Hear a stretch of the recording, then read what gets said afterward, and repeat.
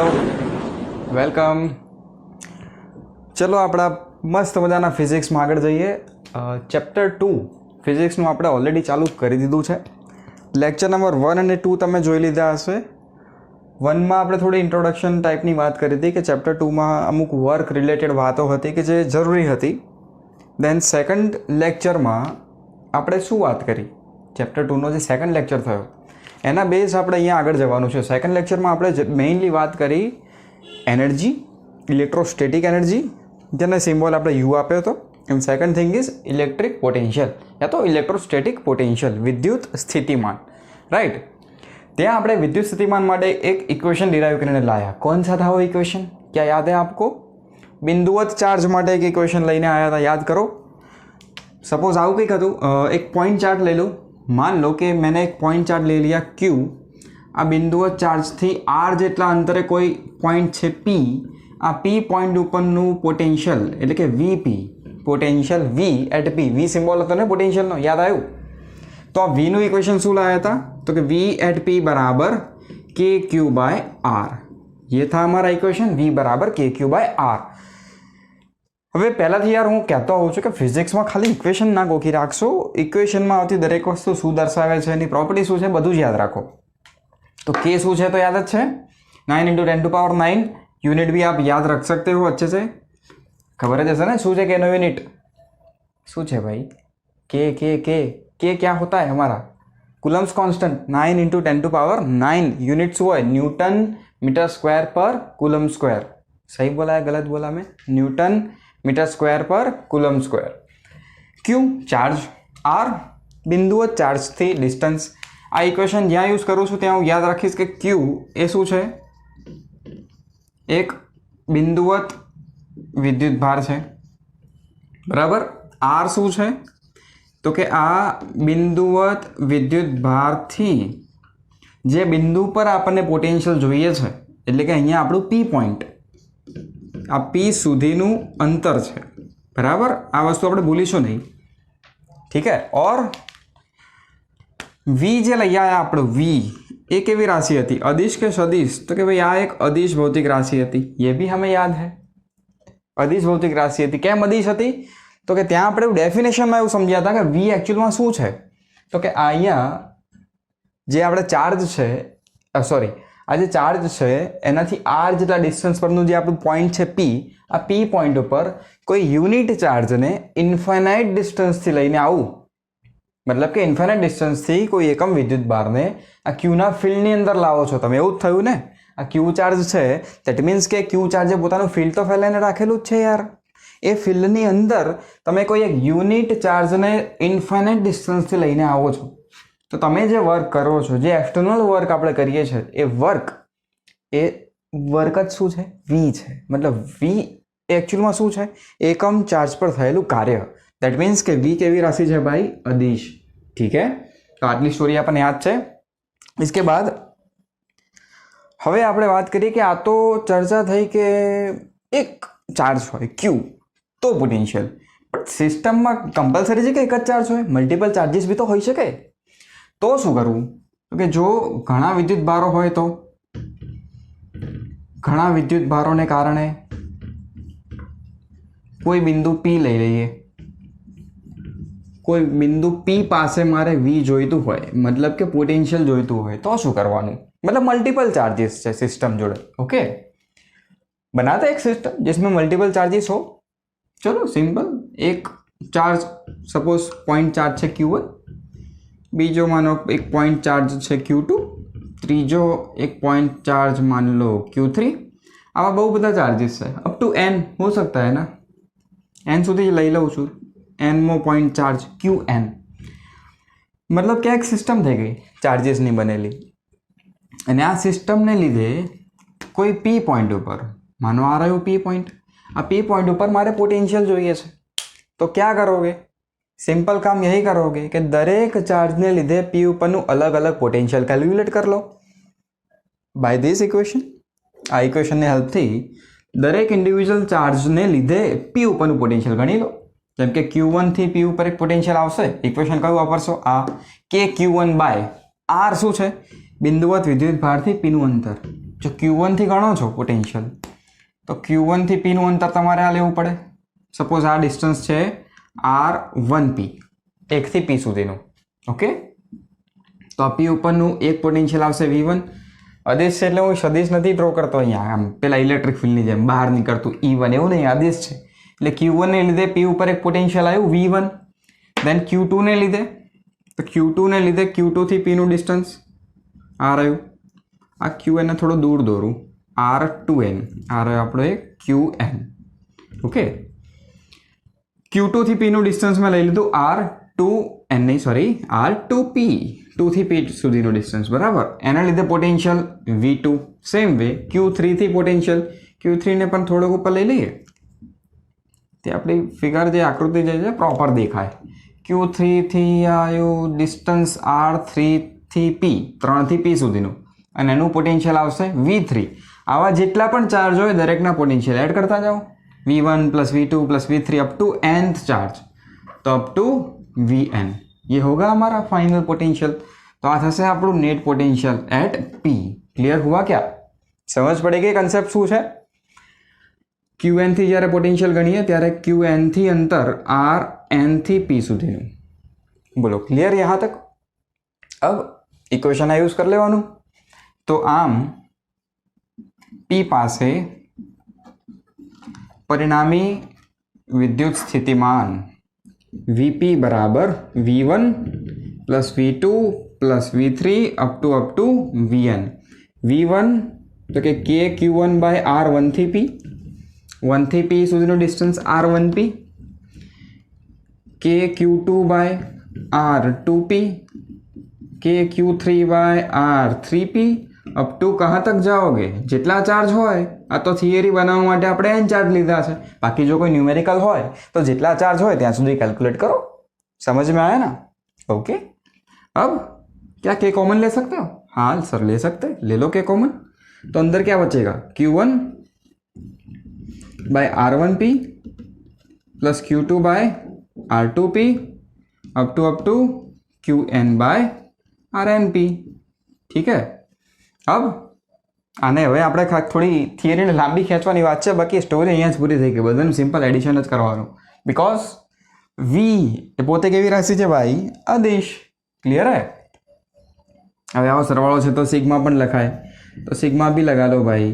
QI R1 2 3 છે તો એને RI કહી દો, Q1 તો R1, Q2 તો R2, Qn તો Rn. તો બસ એવું જ કર્યું, QI તો RI, અને I ને 1 થી લઈને n સુધી જવા દો, મતલબ જેટલા ચાર્જ હોય ત્યાં સુધી જવા દો, 3 હોય તો 3 સુધી. તો આ તો ઇક્વેશન બનાવવાની વાત થઈ, બટ આવું બધું યાદ શું કામ રાખવું જોઈએ? સિंपल ये याद रखो कि ऐड करना होता है बस, बाकी तो स्टोरी मतलब कि थियरी बनावવાની વાત છે. अब थियरी बनावવાની વાત આવી તો જોઈ લઈએ ને થિયરી બને પણ કેવી રીતે. જો પૂછી લે તો શું લખવાનું? કન્સેપ્ટ તો સમજ પડી ગઈ છે કે કન્સેપ્ટ એકચ્યુઅલમાં શું છે. જેટલા પણ ચાર્જીસ હોય દરેકનું અલગ અલગ પોટેન્શિયલ ગણી લો અને બધાને એડ કરી દો. એડ કરવામાં શું પોટેન્શિયલ નેગેટિવ પણ હોય છે? હા હોય છે. આપણે આ લેક્ચરમાં આપણે વાત કરી હતી કે પોટેન્શિયલ પોઝિટિવ હોઈ શકે, નેગેટિવ પણ હોઈ શકે અને ઝીરો પણ હોઈ શકે. તો એ કેવી રીતે આવ્યું હતું? તો કે આ જે ક્યુ ચાર્જ છે ને એને આપણે વિથ साइन મૂકવાનો હતો, યાદ છે ને? તો ये भी हमें साथ साथ ध्यान में रखना है કે જ્યારે ઇક્વેશન યુઝ કરીએ છીએ ત્યારે જે ચાર્જની વેલ્યુ આપણે પ્લેસ કરીશું એ વિથ સાઇન મૂકીશું. તો બની શકે કે નેગેટિવ ચાર્જ હોય તો એનું પોટેન્શિયલ નેગેટિવ હોય, તો અહીં એડિશનમાં એનું મૂલ્ય નેગેટિવ આવશે. દાખલામાં આપણે આ બધી વસ્તુ થોડી ધ્યાન રાખવાની છે, બરાબર? अब थियरी बनाने की बात करते हैं भाई कि कैसे बनती है थियरी. तो चलो एक थियरी बनावવા માટે એક કોઓર્ડિનેટ સિસ્ટમ લઈ લઈશું આવી કે માનો આ x અક્ષ છે અને આ y અક્ષ છે અને આપણું ઓરિજિન છે O. તો કે આકૃતિમાં દર્શાવ્યા પ્રમાણે O થી અનુક્રમે વેક્ટર્સ બી બનાવી લઈએ. પહેલા બધાના લોકેશન આપી દઈએ, Q1 Q2 Q3 ના. કેવી રીતે આપશું કે Q1 નું લોકેશન આ રહ્યું, ચલો R1 વેક્ટર જેટલા ડિસ્ટન્સ ઉપર, Q2 R2 vector, Q3 R3 vector, same way Qn, तो ये रहा Rn vector and P point જે આપણે પોટેન્શિયલ જોઈએ છે આ P પॉइंट તરફ જવા દે ભાઈ. ये P point this is RP vector. ठीक, बस स्टोरी आ રીતે બનાવવાની. एक्स वाय बनाવી દેવાની, એક ઓરિજિન લઈ લો, ત્યાંથી બધાના લોકેશન આપવા માટે સ્થાન સદિશ દોરી લો. તો સિસ્ટમમાં n ચાર્જ છે, તો કે આકૃતિમાં દર્શાવ્યા પ્રમાણે Q1 Q2 Q3 up to Qn આ બિંદુવત વિદ્યુત ભારો O ને અનુલક્ષીને અનુક્રમે R1 સદિશ, R2 સદિશ, R3 સદિશ dot dot dot dot Rn સદિશ પર આવેલા છે. સિમ્પલ. તો Q1 Q2 થી Qn ક્યાં છે કહી દીધું. હવે આ બધાને લીધે આ બધા વિદ્યુત ભારોના તંત્રને કારણે બિંદુ P પાસે, હવે P ક્યાં આવેલું છે કે O થી RP સદિશ જેટલા અંતરે, O થી RP સદિશ સ્થાન સદિશ ધરાવતા P પાસે પરિણામી વિદ્યુત સ્થિતિમાન મેળવવું છે. બોલો, સેકન્ડ પોઈન્ટ બી સમજમાં આયા?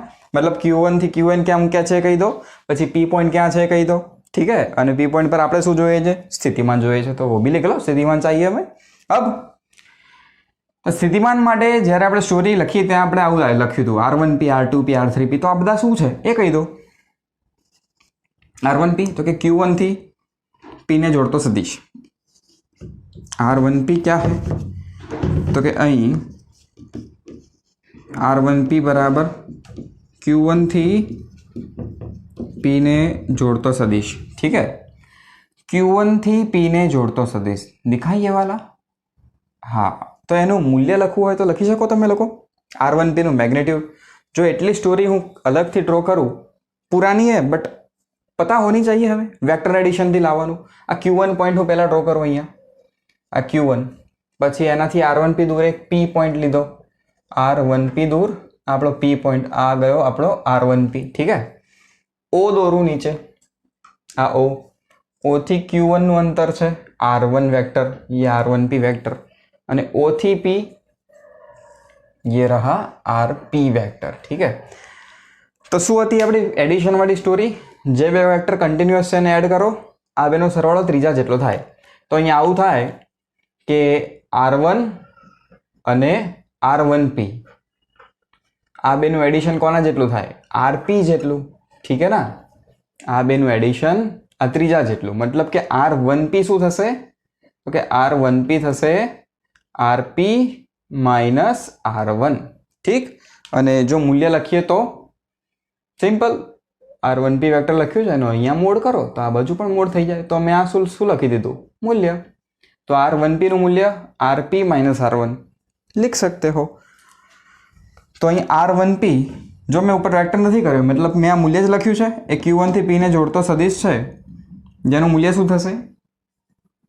Q1 થી P ને જોડતો સદિશ છે એનું મૂલ્ય આપણું શું થયું? RP vector minus R1 vector नो मोड. ठीक है. यहाँ से आप समझ सकते हो. मैं एक आकृति अलग दौरी समझाई. आ रीते આપણે R2P એ શું હશે તો કે Q2 થી P ને જોડતો સદિશ છે જેનું મૂલ્ય લખવું હોય તો શું થશે? RP माइनस R2 એનું મોડ. અને આ રીતે dot dot dot dot RNP જો અહીંયા લખીએ છે ને આપણે RNP એ મેગ્નિટ્યુડ કેટલું થશે તો કે એ હશે Qn થી 3 થી નહીં Qn થી P ને જોડતો સદિશ જેનું મૂલ્ય છે એટલે આપણે લખી શકીએ RP વેક્ટર માઇનસ RN વેક્ટરનો મોડ. ठीक. तो आ R1P R2P RNP ની મૂલ્ય અહીંયા લખો. हाँ લખી શકો છો. તો એક સ્ટેપ વધારે એડ કરાય. લાંબી ખેંચવી જ હોય થિયરી તો આપણે એડ કરી શકીએ. बट ठीक है, हम यहाँ यहीं पे लिख लेते हैं कि सिग्मा QI RIP ना बदले શું લખાશે? RP माइनस RI લખાય કે ના લખાય? RP माइनस RI આનો મોડ વેક્ટર લગા કે મોડ. અને આ સિગ્માનું એડિશન I बराबर 1 થી n સુધી. ठीक. बोलो, स्टोरी समझ में आई आप लोगों को अच्छे से? ठीक है. तो आ बात थी कि જ્યારે સિસ્ટમની અંદર Q1 Q2 Q3 આ બધા ચાર્જીસ પથરાયેલા છે અને એ પણ કેવી રીતે? એ બધા ચાર્જીસ આપણે કેવી રીતે લીધા? સેપરેટ. मतलब કે Q1 Q2 Q3 Qn આ બધા અલગ અલગ બિંદુઓ પર તમે જોઈ શકો છો સેપરેટલી લોકેટેડ છે, કનેક્ટેડ નથી, પણ સિસ્ટમમાં જે ચાર્જીસ છે એ કન્ટિન્યુઅસ પણ હોઈ શકે ને યાર. તો કન્ટિન્યુઅસ હોય તો શું કરવાનું એની પણ વાત કરીએ. यहाँ तक क्लियर है, ये समझ में आ गया? चल આગળ જઈએ આપણે. આટલો પાર્ટ ઉડાડ દઉં છું. આ જે સિમ્પલ સ્ટોરી લીધી આના બેઝડ એક નાનો એવો ક્વેશ્ચન લઈ લઈએ. ચાલો કેન્સલ કરો इसको. નાનો એવો ક્વેશ્ચન કે બે હું ચાર્જ લઈ લઉં અને બે ચાર્જથી કોઈ એક પોઈન્ટ પરનું પોટેન્શિયલ તમને પૂછ્યું હોય, બરાબર? તો કેવી રીતે કેલ્ક્યુલેટ કરશો? માનો કે તમને એક ચાર્જ કીધો Q1 1 માઇક્રોકુલમ અને બીજો ચાર્જ કીધો છે Q2 દેટ ઇઝ 2 માઇક્રોકુલમ. ઠીક હે. Q1 થી કોઈ P બિંદુ પાસે આપણને પોટેન્શિયલ કીધું છે, P બિંદુ પાસેનું પોટેન્શિયલ Vp લાવો એવું આપણને પૂછવામાં આવ્યું, પણ તમને એવું કહેવામાં આવે કે આ P બિંદુ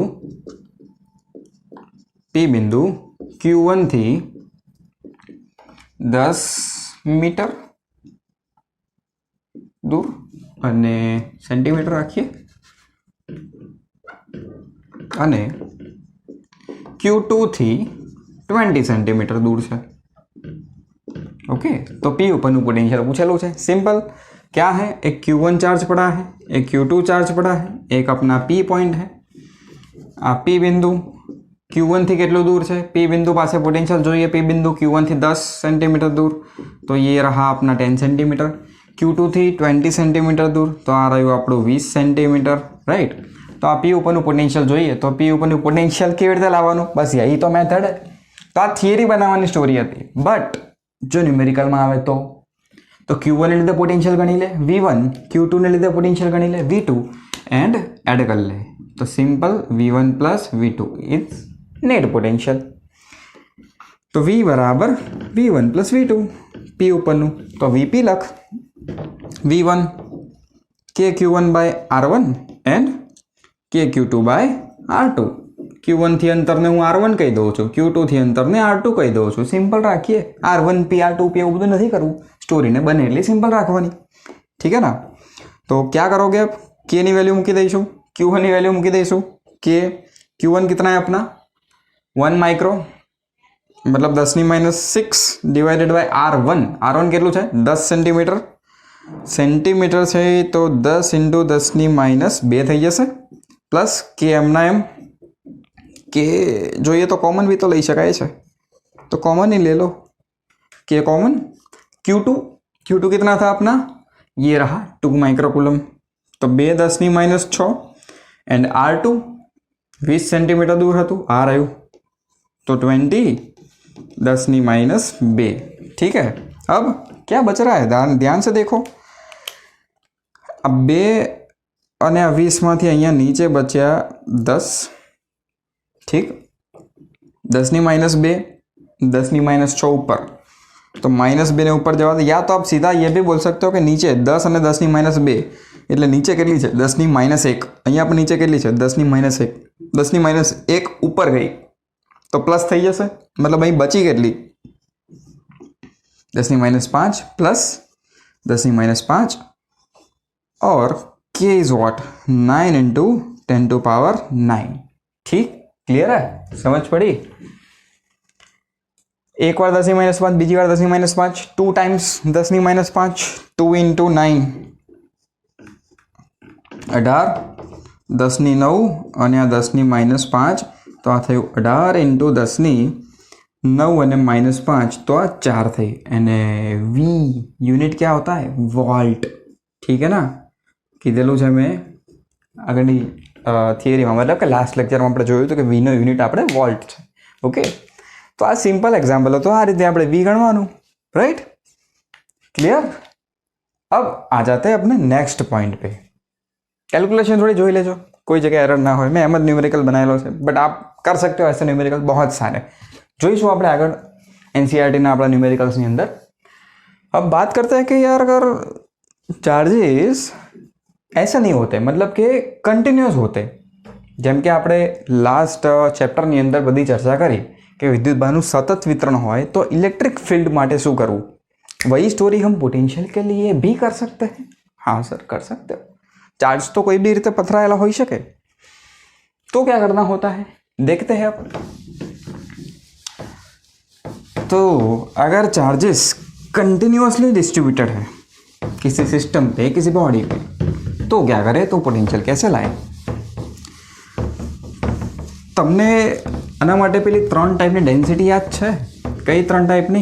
લિનિયર, પછી સરફેસ ઉપર જ્યારે ચાર્જીસ પથરાયેલા હોય ત્યારે સરફેસ ચાર્જ ડેન્સિટી આપણી, એન્ડ જ્યારે આખા વોલ્યુમમાં ચાર્જીસ પથરાયેલા હોય ત્યારે ત્યારની ચાર્જ ડેન્સિટી કોણ સી હોતી है? वो रो। 3 ચાર્જ ડેન્સિટી તમને પ્રોપરલી યાદ હોવી જોઈએ, એનાથી આપણે આગળ જઈશું અહીંયા, બરાબર।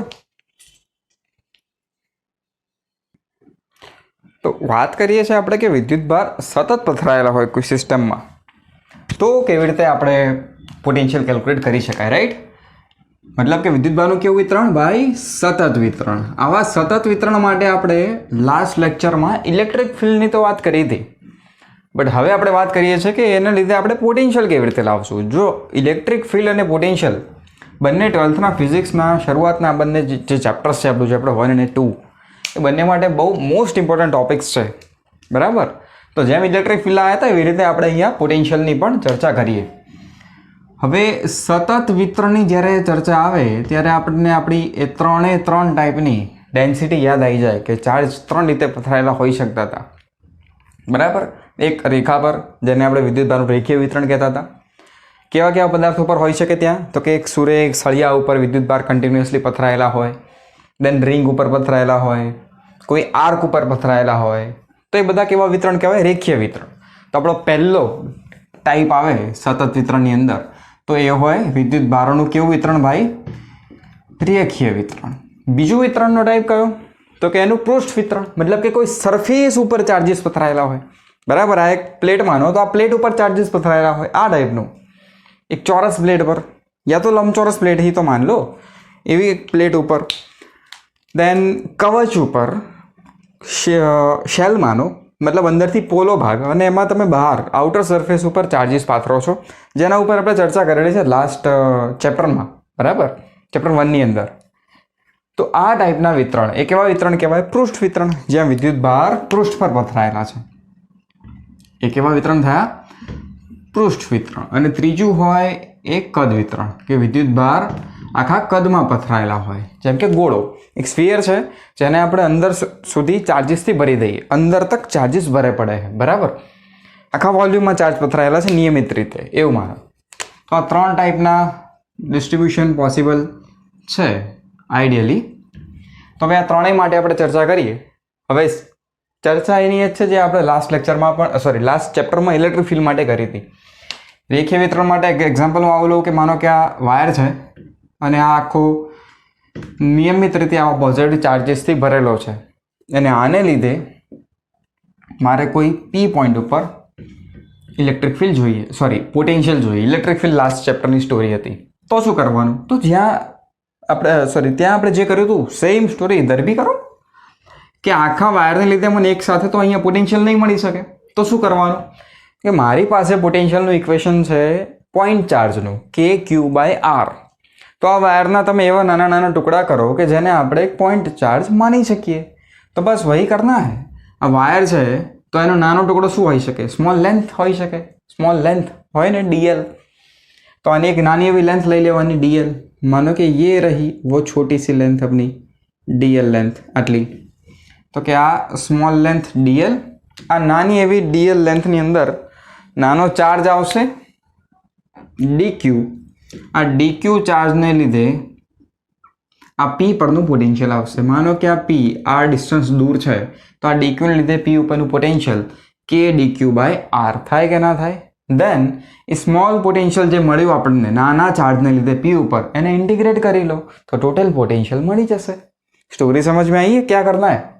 एक स्मॉल एलिमेंट लेवानो, स्मॉल एलिमेंट ने લીધે स्मॉल पोटेंशियल, देन इंटिग्रेशन। पृष्ठ वितरण હોય તો કોઈ પૃષ્ઠ ઉપર ચાર્જીસ પથરાયેલા છે તો શું કરવાનું? જેમ કે કોઈ ઇરેગ્યુલર શેપનું આ પૃષ્ઠ છે અને આના પર આવી રીતે ચાર્જીસ પથરાયેલા છે, तो क्या करना होता है, तो અહીંયા પણ આપણે સેમ સ્ટોરી કરવાની કે આના લીધે કોઈ પી પોઈન્ટ ઉપર તમારે જ્યારે પોટેન્શિયલ જોઈએ તો આખાનું ડાયરેક્ટ તો કેલ્ક્યુલેટ નથી કરી શકાતું, બટ પોઈન્ટ બનાવો આને એક નાના એવા પાર્ટમાં અને નાના નાના પાર્ટ્સમાં તોડો કે જે નાના ભાગને તમે બિંદુવત માની શકો. તો આટલો એવો નાનો ભાગ આપણે લઈ શકીએ, બરાબર. સ્મોલ એરિયા, ये small area that is D A. आ स्मॉल एरिया में आयो नानो चार्ज डी क्यू અને આ નાના ચાર્જથી આર અંતરે કોઈ પી પોઈન્ટ છે તો નાના ચાર્જને લીધે પી ઉપરનું પોટેન્શિયલ લાવી શકાય. લા सकते हैं કે ડી ક્યુ બાય આર. પછી ઇન્ટિગ્રેશન કરી લો આખા પૃષ્ઠ માટે તો પૃષ્ઠને લીધે પોટેન્શિયલ મળી જશે. ક્લિયર. કદ વિતરણ હોય તો કે કોઈ પદાર્થ છે 3D ऑब्जेक्ट જેમાં ચાર્જીસ પડેલા છે, આખા પદાર્થ ઉપર ચાર્જ ગોઠવાયેલા છે અને આને લીધે કોઈ પી પોઈન્ટ ઉપર મારે જોઈએ પોટેન્શિયલ, તો क्या करना होता है, તો કે કદ છે એટલે આનો નાનો એલિમેન્ટ કેવો લેવાશે, ડીવી સ્મોલ વોલ્યુમ. તો એક નાનો એવો એલિમેન્ટ લઈ લઉં જેમાં કદ આવ્યું ડીવી અને આમાં ચાર્જ છે ડીક્યુ. આ ડીક્યુને લીધે આર જેટલા ડિસ્ટન્સ ઉપર જે પી પોઈન્ટ છે ત્યાં મને મળી જશે સ્મોલ પોટેન્શિयल के डी क्यू बाय आर. પછી ઇન્ટિગ્રેટ કરી લઈશું આખા ऑब्जेक्ट ઉપર. ठीक है, तो ये सिंपल स्टोरी है. હવે ફટાફટ લખી દઈએ આપણે કે આને કેવી રીતે આપણે વાત જે કરી અને થોડી શબ્દોમાં બી લખી લઈએ કે જ્યારે રેખીય વિતરણ હોય ત્યારે ચાર્જ ડેન્સિટી આપણને કઈ મળે, લેમ્ડા. અહીંયા કઈ મળે, સિગ્મા. અને અહીંયા કઈ મળે, રો. લેમ્ડા સિગ્મા રો આપણે બહુ વાર ડિસ્કસ થયું. लेमड़ा शू है तो कि total charge by total length. Sigma क्या होता है, total charge by total area. And rho क्या होता है, total charge by total volume. मतलब के लेमड़ा शू कहवाय, एकम लंबाई में विद्युत भार आ ऑब्जेक्ट माटे. सिग्मा एकम क्षेत्रफल दीठ चार्ज અને રો એકમ કદમાં રહેલો ચાર્જ. ઠીક, તો લેમ્ડા સિગ્મા રો ડિફાઇન થઈ જાય સૌથી પહેલા. પછી શું લેવાનું બીજો, તો કે પહેલા તો લઈ લીધી આપણે વિદ્યુત ભારની ડેન્સિટી, વિદ્યુત ભાર ઘનતા નક્કી કરી લો કે લેમ્ડા સિગ્મા રો ત્રણમાંથી કઈ આવશે. એ કેવી રીતે ખબર પડશે, ઓબ્જેક્ટ જોઈને. જે હમણાં ચર્ચા કરીને રિંગ છે, કવચ છે કે ગોળો છે એ જોઈને ખબર પડશે કે કયા ટાઈપનો ઓબ્જેક્ટ છે, તો ડેન્સિટી કઈ લેવી, લેમ્ડા સિગ્મા કે રો. સેકન્ડ થિંગ ક્યાં કરો કે આનો સૂક્ષ્મ ભાગ લઈ લો, જે આપણે અહીંયા કર્યું. હવે આવો ઓબ્જેક્ટ હતો આનો સૂક્ષ્મ ભાગ શું આવે, તો કે સૂક્ષ્મ લંબાઈ મેં લીધી ડીએલ. આ ટાઈપનો ઓબ્જેક્ટ હતો સૂક્ષ્મ ભાગ શું આવે, ડીએ. મતલબ કે સૂક્ષ્મ ક્ષેત્રફળ સ્મોલ એરિયા ડીએ. અને આવો હોય તો સૂક્ષ્મ કદ લેવું પડે ડીવી.